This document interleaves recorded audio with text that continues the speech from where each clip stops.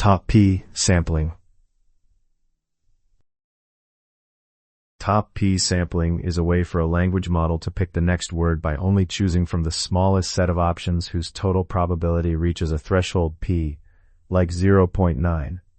Instead of considering every possible word, it trims the tail of very unlikely words and randomly samples within this high probability nucleus. You can think of top P sampling like choosing a dessert from a menu, but only keeping enough popular items until you cover, say, 90% of what people usually order. The model then rolls a weighted die among just those favorites, ignoring the long tail of rarely chosen options.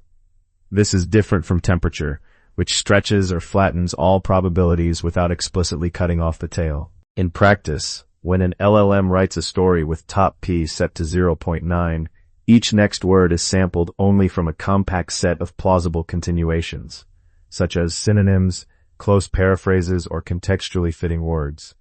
This tends to keep the narrative coherent while still allowing variety between generations. In other one-minute glossary videos, concepts like temperature and AI are often discussed alongside top P because both control randomness and decoding, but in different ways. Top P sampling matters because it gives you finer control over how adventurous a model can be by adapting the size of the candidate set to the actual probability distribution at each step. It is widely used in modern chatbots and creative writing systems to balance fluency, diversity, and safety. Remember, top P sampling chooses from the smallest high probability nucleus, then samples within it.